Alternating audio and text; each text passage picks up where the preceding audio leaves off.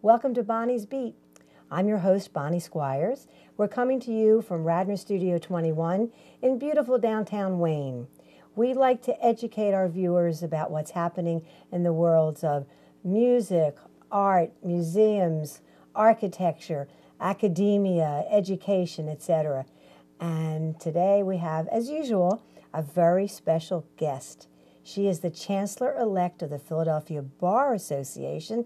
She's a brilliant attorney, and her name is Kathleen Wilkinson. Hi, Kathleen. Hi, Bonnie. How are you? Okay. It's great to see you. Are your shoulders a little bowed from the weight of being Chancellor-elect? Not yet. Not yet? Not yet. I'm very enthusiastic. I want to tell the viewers a little secret about Kathleen, because not only is she a brilliant attorney and the Chancellor-elect of the Philadelphia Bar Association, her husband's a brilliant attorney, and he's the Chancellor of the Pennsylvania Bar Association. They've got a lock on all the bar associations. How did you do that? It's amazing. It's amazing. My husband, Tom, is currently the president of the Pennsylvania Bar. He became president in May, and he remains president until May 2013. So when I'm Chancellor, which starts January 1, 2013, for 5 months, we overlap. So it's the first time, I think, in Pennsylvania history, if not in the country, and you have the exclusive on this body, that there's been a husband-wife duo heading up the two largest bar associations in a particular state.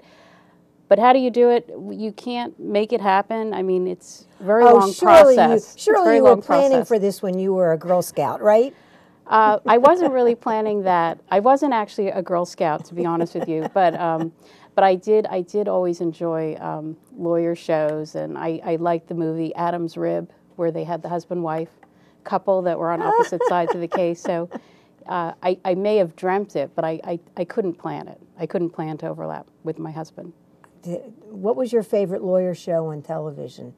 Well, they made the movie Adam's Rib into a show, actually, on TV, like in the early 70s, I think, late 60s. It was called Adam's Rib. I don't remember. Yes. But there were so many that I loved, especially with William Shatner. Yes. William Shatner was and they had the closing scene of every show. He and his buddy are smoking cigars and drinking brandy on the balcony of their very expensive law offices in Manhattan. Right? Absolutely. I watched all those shows, you know, L.A. Law, Ally McBeal, all those shows. Every lawyer show there is, I've watched it. How about Perry Mason? I did watch that as a young girl. Yes, I liked that a lot. My grandmother loved Perry Mason. She loved it because he always solved it at the end of the hour. He did. Doesn't work that way in real life, though, does it? No, it does not. No, it does not. What kind of law do you practice? I'm a litigator. I handle complex cases ranging from products liability. I defend a lot of pharmaceutical cases, medical device, construction. I do professional liability, defend insurance brokers. I handle insurance. I do quite a lot of many different things. Let's talk about your background. How old were you when you knew you wanted to become a lawyer? I started thinking about it probably by middle school. You're kidding. No, it's true. Was anyone in your family a lawyer? No one. In fact, on my father's side of the family, only my father graduated from college, and my mother only had 2 years of college. So there were absolutely no lawyers in the family. No role models for lawyers? No role models. No, not at all. And where did you go to undergraduate? I went to what was called then Kane College, now in New Jersey? Yes, in New Jersey, now known as Kane University. I lived at home during college, and already knowing that I wanted to go to law school, the deal was if I lived at home, my father said you can go wherever you want for law school, because I already knew I wanted to go to law school. If you saved money by living home. Correct. Where was home? I grew up I started in South Plainfield, New Jersey. We moved to Union in 8th grade, end of 8th grade. So I graduated from Union High School and then went to Kane College. And law school beckoned, and it was? Well, what happened was I applied to various law schools, and when Villanova Law School was the first to accept me, I came down to the main line. I saw the law school. I saw the area. I said, this is it. This is for me. And I never left the main line after that. They have a beautiful campus. They do. Were you married in law school? Well, no, I met my husband in law school. Oh, well, no wonder you love Villanova Law School. I do, I do. Well, my maiden name is Yesenko, Yesenko, and my husband is Wilkinson. So we met the first day of classes at Villanova. Because they seated you alphabetically? That's correct. That's correct. There were 2 W's between us, Dave Wolf and Matt Wolf. So I now tell people that I was separated by 2 wolves from Wilkinson. So we met the first day of law school, and we started dating. We thought secretly, but apparently, like, the whole law school knew that it wasn't we so were. secret. It wasn't so secret. It's a good thing that his last name was not Adams, or you might not have met him at all. That's right. That's exactly right. And also another mainline connection is after law school, he was originally from Boston, so he wasn't sure where he was going to end up working. But we both, even though we weren't from the Philadelphia area originally, we both ended up staying in Philadelphia, and we ended up getting married at the chapel at Villanova University. Oh, boy, do you have ties coming and going to Villanova. Oh. Yes, we're very Villanova. Has either one of you been honored by your alma mater? Well, we'll see. We'll have to look forward to that. If they're smart, they're going to be planning an honorary degree ceremony as we speak. We'll see. We'll see what they have in store for us. Do you have kids? I forgot to ask you. We do. We do. We have 3 children. My oldest is Lindsay. She graduated from Tufts University a little over a year ago, and she's currently a first-year law student at Villanova. At Villanova Law School. Of course. Where else would she dare go? And then my other daughter, Lauren, she is a junior at Franklin and Marshall College in Lancaster. And she, as we sit here doing this interview today, she is in France having her fall semester abroad. Oh, where in what city in France? She's in Paris. Oh, it's a tough life, but somebody has to lead it. Oh, my goodness. And then my youngest, his name is Michael, and he's in 8th grade at Episcopal Academy. Okay. Are the 2 younger ones programmed to become lawyers? Not yet. No. Not yet? No. And I didn't program Lindsay. She, on her own, her undergraduate degree is international relations, and she, on her own, thought that perhaps if she went to law school, it would be a way of augmenting her undergraduate studies. It's interesting. When I was working at Temple University as a special assistant to Peter Leocoris, I thought about going to law school, but the acting dean at that time, I should have realized, as much as I loved him, he was a male chauvinist piggy. And after he met with me, he said, "What makes you think that any law firm would hire you at your age?" And he said, "Why don't you just audit the courses?" So like a fool, I audited several courses. I read all the books, and it's like reading Greek. It's not like reading the English novels that I had to read to get my Master of Arts in English Literature from Penn. And I read and I did the papers, but then I never continued to apply to go to law school because I believed him. But my best friend went to Villanova Law School. Villanova's getting a lot of play in on this show today. Absolutely, absolutely. So, what's been your most challenging case so far? Are you allowed to talk about it? Well, I can talk generally. I've had many cases that have been extremely challenging, but probably the first one that pops to mind is a case involving a medical device that I was defending, which was a clip used to close a renal artery after a mother donated a kidney to her son who had a kidney problem. And the allegation was that there was something wrong with the clip because what ended up happening is that she suddenly hemorrhaged and the doctors had to open her back up and they blamed the clip. That was all disputed, of course, but it was a very hard case because everyone would certainly relate to the mother who was doing a good thing for her son. So that was a really difficult case that I handled. Who won? We resolved it out of court. Okay. So most litigation Did the mother survive? Yes, she did. Did the she son survive? The son, they're fine today, but at the time it was difficult. Thank goodness. But I've had other very tragic cases because when you're on the defense side, you are defending a case where somebody either was injured or has died, and so those cases are always very difficult to defend. How has the law or the practice of law changed vis-a-vis women and their role in the legal community since you went to Villanova Law School? It's a great question. Well, exactly 20 years ago, we had the first woman chancellor of the Philadelphia Bar Association, Deborah Willig. Oh, I know Debbie well. Yes. But she was the first, and it's only 20 years ago. It's not a long time. Well, that's what I'm saying. That's only 20 Yes. years ago, and not that we're counting, but I will be only the sixth woman since Deborah Willig became the first woman chancellor. So that's one change within the Bar Association itself. But when I got out of law school and started working at a law firm, there weren't very many women there who were attorneys.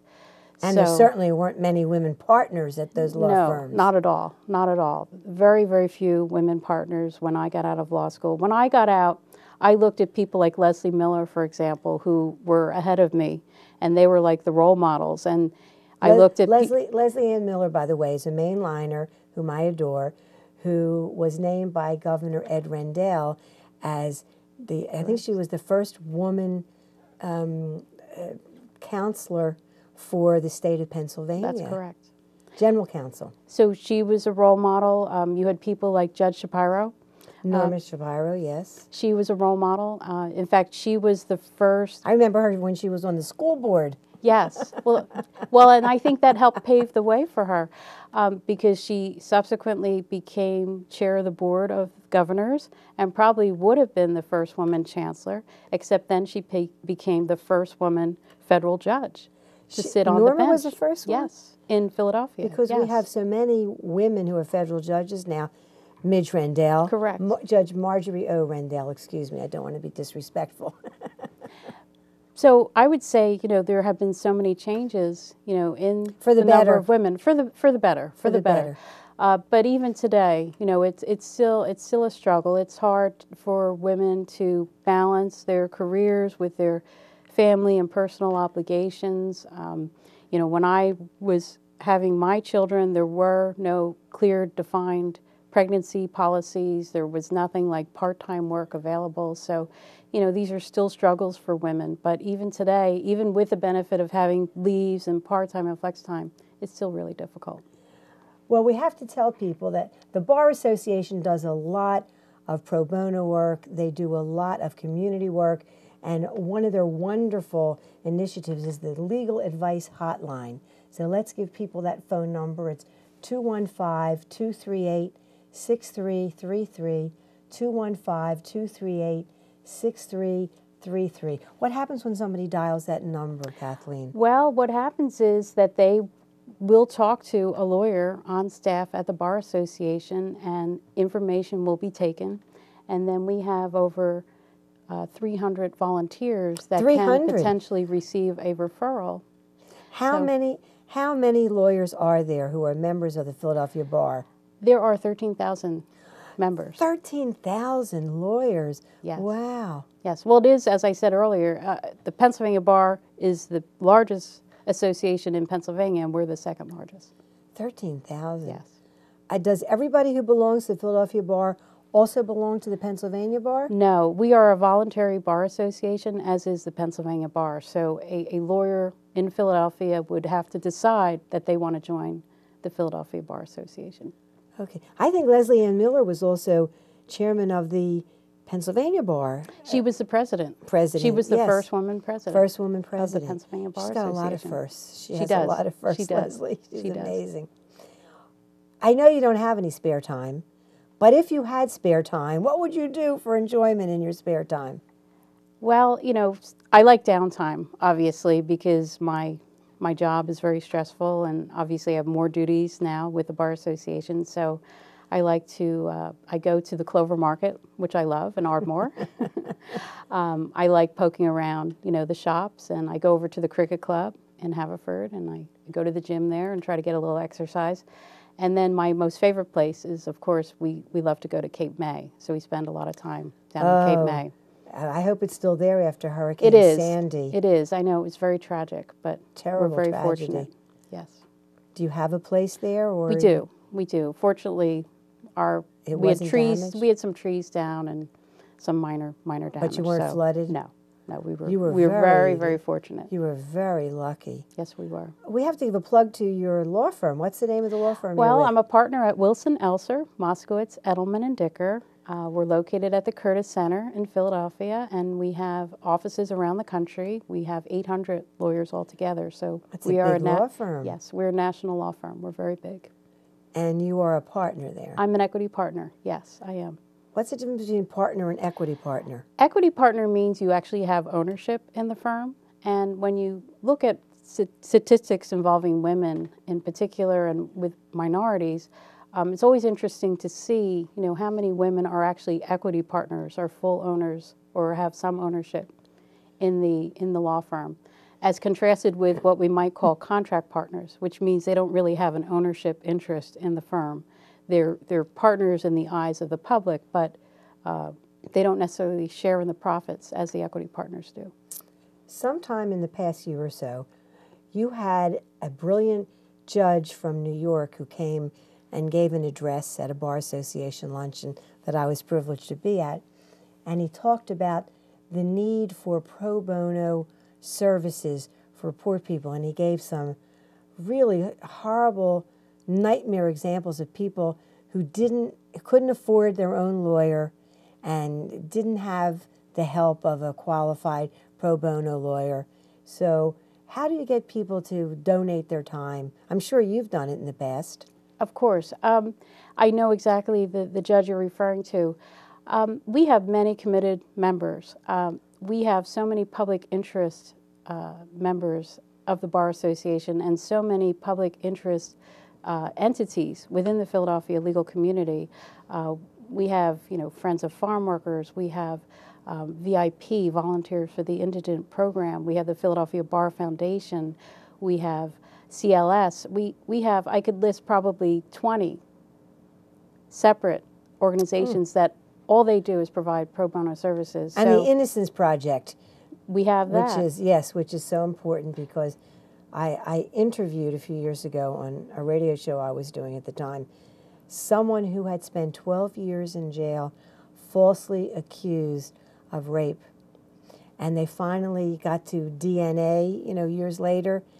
But Pennsylvania, unlike other more civilized states, when Pennsylvania makes a horrible mistake like that, they give the guy bus fare and they send him on his way. No reparations, no referrals, nothing. He's on his own. There are other states where they give people compensation for having taken away their lives for however many years, and they give counseling, and they help them find a job and a place to live.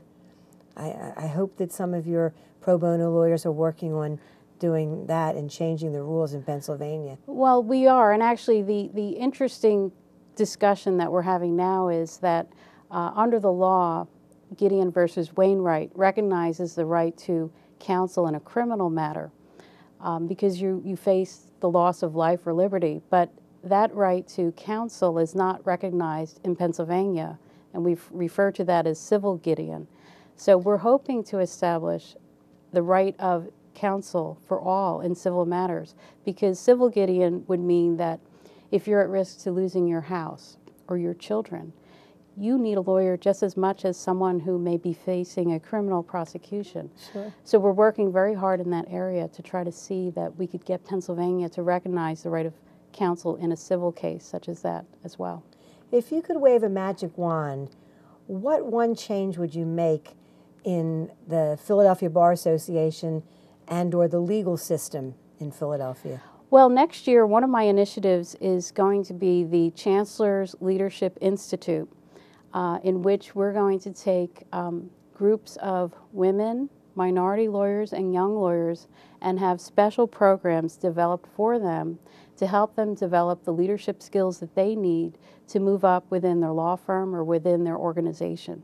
As I was mentioning earlier, I've lived the life and I know how difficult it is for a woman to become an equity partner in a firm, let alone to become head of a bar association.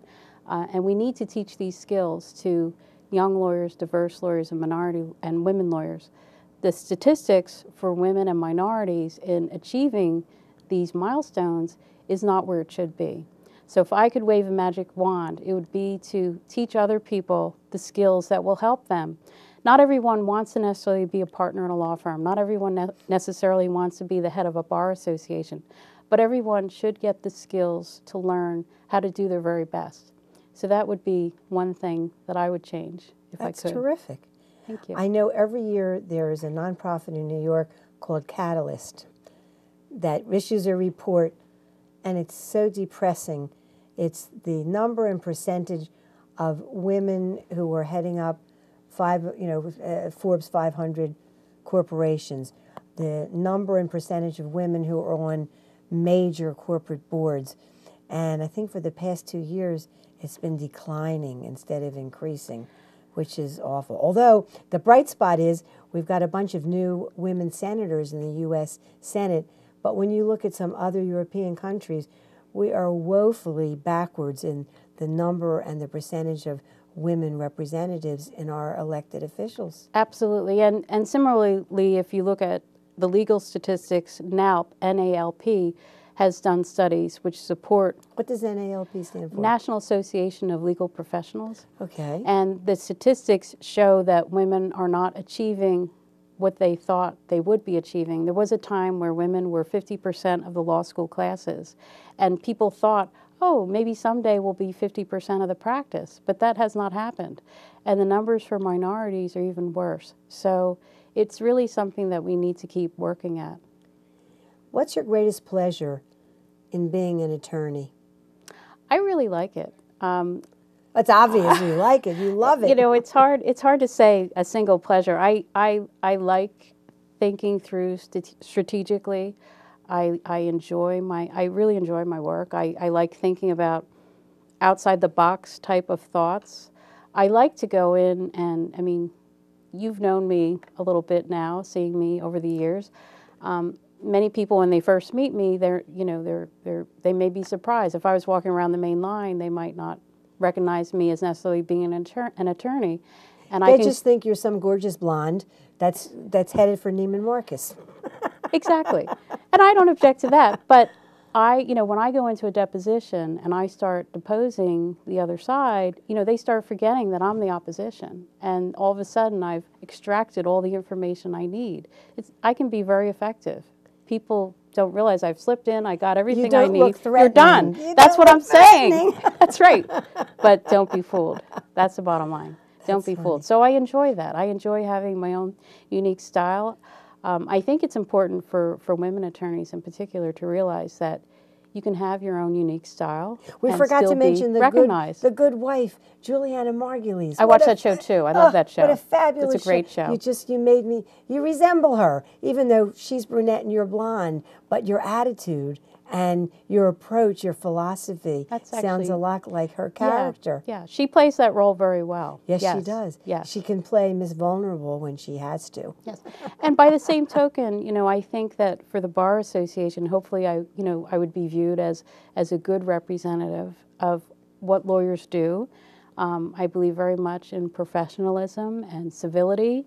You don't have to be nasty or rude to your opponent. You can kill them with kindness and be just as effective. I like that, kill them with kindness. When we look at the Supreme Court of the United States, you had Sonia Sotomayor. You must have been the first bar association in the land that had her come and speak at an event and preside over an award ceremony.